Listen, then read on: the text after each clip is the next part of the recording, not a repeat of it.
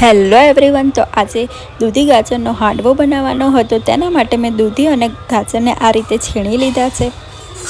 ત્યાર પછી આંબલીની ચટણી, તલ, લીલા મરચાં, લસણ, ખાંડ, લીંબુનો રસ અને લાલ મરચાં લઈ લીધા છે। આ જ મસાલો આપણે ખીરામાં ઉમેરી લેવાનો છે એકદમ સરળ રીતે। આજે હું તમારા માટે સરસ મજાના હાંડવાની રેસીપી લઈને આવી છું। આ રેસીપીથી હાંડવો એકદમ સોફ્ટ બનશે અને ખૂબ જ સરસ બની જાય છે। અને આ ખીરું કઈ રીતે બનાવું, તો આ ખીરાની રેસીપી પણ મેં મારા યુટ્યુબ ચેનલ પર અપલોડ કરી છે, તેને પણ તમે જોવાનું ના ભૂલતા। તો હવે ફ્રેન્ડ્સ, આપણે દૂધી ગાજરને આ રીતે ખીરામાં ઉમેરી લેવાના છે। ત્યાર પછી તેને બરાબર મિક્સ કરી લેવાના છે। ઘરે બનાવેલું જ્યારે ખીરું હોય છે ત્યારે તો કંઈ પણ વસ્તુ તમે બનાવો એ સરસ જ બને છે અને ઘરે બનાવેલી વસ્તુ દિલથી ખૂબ જ ખવાય છે। તો હવે આપણા દૂધી ગાજર સરસ મજાના ખીરામાં મિક્સ થઈ ગયા છે। તો હવે લસણ મરચાંની પેસ્ટ બનાવી લેવાની છે। તો અહીં મેં મિક્સર બાઉલ લઈ લીધું છે। મિક્સર બાઉલમાં મેં લસણ અને લીલા મરચાં ઉમેરી લીધા છે। લસણ મેં આ રીતે 10 થી 15 કળી લીધી છે અને લીલા મરચાં મેં 3 થી 4 લીધા હતા। હવે તેને થોડું પાણી ઉમેરીને મેં બરાબર પેસ્ટ બનાવી લીધી છે। હવે આ પેસ્ટને પણ આપણે ખીરાની અંદર ઉમેરી લેવાની છે। હવે ત્યાર પછી ગળપણ માટે મેં આંબલીની ચટણી લીધી છે અને ત્યાર પછી મેં થોડી ખાંડ ઉમેરી લીધી છે। હવે તેને પણ આપણે બરાબર મિક્સ કરી લેવાનું છે અને અહીં મેં થોડો લીંબુનો રસ પણ ઉમેરી લીધો છે। હવે આપણે બરાબર તેને મિક્સ કરી લેવાનું છે।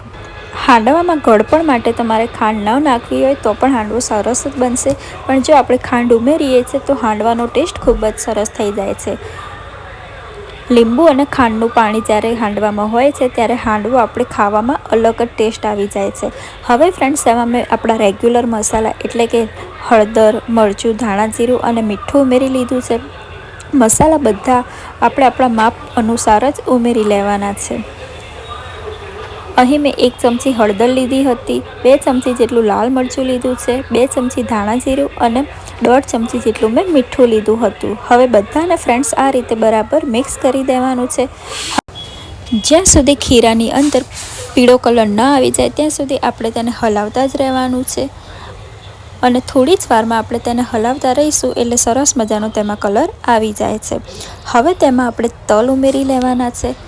તલ જેટલા પણ વધારે ઉમેરો છો તેટલો જ હાંડવો સરસ મજાનો બને છે। અહીં મેં અડધી વાટકી તલ ઉમેરી લીધા હતા। ત્યાર પછી મેં લાલ મરચાં ઉમેર્યા છે। લાલ મરચાં મેં 5 થી 6 નંગ લઈ લીધા હતા। લાલ મરચાં તમે આ રીતે ખીરાની અંદર નહીં ઉમેરો અને ઉપર વઘારમાં ઉમેરશો તો પણ તે સરસ લાગે છે। અને આ લાલ મરચાં તીખા નથી, આ મેં કાશ્મીરી લાલ મરચાં જે આવે છે તે જ લીધા છે। તીખાશ માટેના આ લાલ મરચાં મેં નથી લીધેલા।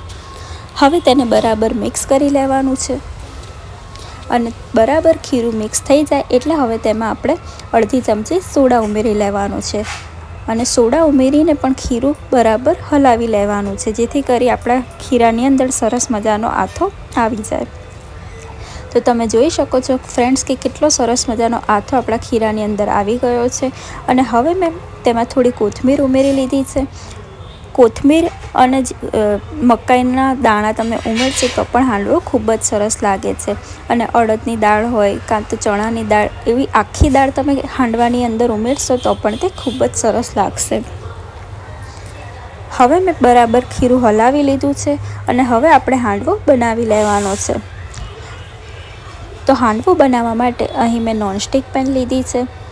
નોનસ્ટિક પેન થોડી ગરમ થઈ ગઈ એટલે મેં તેમાં થોડું તેલ ઉમેરી લીધું છે અને તેલ આપણે નોનસ્ટિક કઢાઈની ચારે બાજુ આ રીતે લગાવી દેવાનું છે। ત્યાર પછી મેં અડધી ચમચી રઈ ઉમેરી લીધી છે અને રઈને તેલમાં બરાબર કકડવા લીધી છે। ત્યાર પછી 2 ચમચી જેટલા મેં તલ ઉમેરી લીધા હતા। તલ ઉમેરીને આપણે પેનનું ઢાંકણું આ રીતે બંધ કરી દેવાનું છે। તલ તેલમાં ઉમેરીએ છીએ એટલે તલ તરત જ ઉપર ફૂટે છે, એટલે આપણે થોડી વાર ઢાંકણું બંધ રાખવાનું છે, જેથી કરી તલ ઉપર ઉડે નહીં। અને ત્યાર પછી હવે આપણે ધીમો ગેસ કરી લેવાનો છે અને ધીમા જ ગેસે આપણે આ રીતે હાંડવાનું ખીરું ઉમેરતા જવાનું છે। હાંડવો જો તમારે એકદમ નાનો બનાવવો હોય તો તમે 1 થી 2 ચમચા ખીરું ઉમેરશો તો પણ તે સરસ મજાનો નાનો બનશે, પણ અહીં મારે ફૂલ સાઇઝનો હાંડવો બનાવવાનો હતો, તેથી મેં નોનસ્ટિકમાં ફૂલ આ રીતે ખીરું ઉમેરી લીધું છે, કારણ કે મારા ઘરમાં બધાને જાડો અને સરસ મજાનો આ રીતે મોટો હાંડવો હોય છે તે જ ખૂબ જ ભાવે છે। હવે અહીં મેં હાંડવામાં થોડો ટેસ્ટ વધારવા માટે મેગી મસાલા ઉમેરી લીધો છે અને મેગી મસાલાને આ રીતે મેં ઉપરથી એડ કરી લીધો છે। તમે ખીરાની અંદર એડ કરશો તો પણ તે સરસ લાગશે, પણ અહીં મેં મેગી મસાલાને આ રીતે ઉપરથી જ એડ કરી લીધો છે। મેગી મસાલા, પેરી પેરી મસાલા તમે જેટલા વધારે નાખશો તેટલો હાંડવો ખૂબ જ સરસ બને છે। હવે મેગી મસાલા મેં ઉમેરી લીધો છે અને હવે તેને ઢાંકી દીધો છે। હવે મીડિયમ ગેસે હાંડવાને 15 થી 20 મિનિટ સુધી શેકાવા દેવાનો છે। ઢાંકણું ખોલીને પહેલાં તો આપણે હાંડવાને ચેક કરી લેવાનો છે કે તે સરસ મજાનો શેકાઈ ગયો છે કે નથી શેકાઈ ગયો।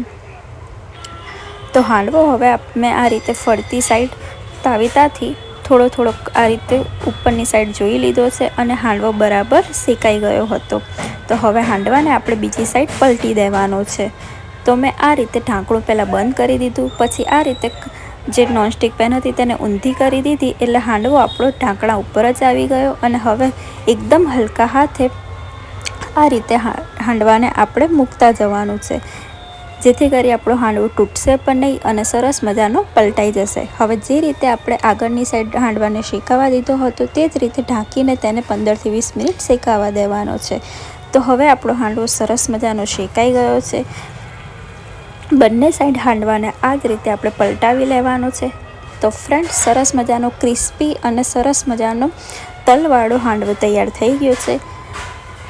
હવે હાંડવાને આપણે પીસ પાડી દેવાના છે। તો હાંડવાને આ રીતે મેં કટારથી પીસ પણ પાડી લીધા। તો ફ્રેન્ડ્સ, તમે વિડીયોમાં જોઈ શકો છો કે હાંડવો કેટલો સરસ મજાનો દેખાય છે। આ હાંડવો જેટલો દેખાવમાં સારો બન્યો છે તેટલો તે ટેસ્ટમાં તો ખૂબ જ સરસ બન્યો હતો। હાંડવાની સાથે મેં લસણની ચટણી લઈ લીધી છે। લસણની ચટણી સાથે હાંડવો ખૂબ જ સરસ લાગે છે। ચાની સાથે જ્યારે આ હાંડવો મળી જાય તો ચાની મજા જ કંઈક અલગ થઈ જાય છે। એકદમ રૂ જેવો સરસ મજાનો સોફ્ટ હાંડવો તૈયાર થયો છે। આ હાંડવાની રેસીપી જો ફ્રેન્ડ્સ તમને ગમી હોય તો વિડીયોને લાઇક, શેર, કમેન્ટ કરવાનું ના ભૂલતા અને ચેનલને સબસ્ક્રાઈબ પણ કરી દેજો।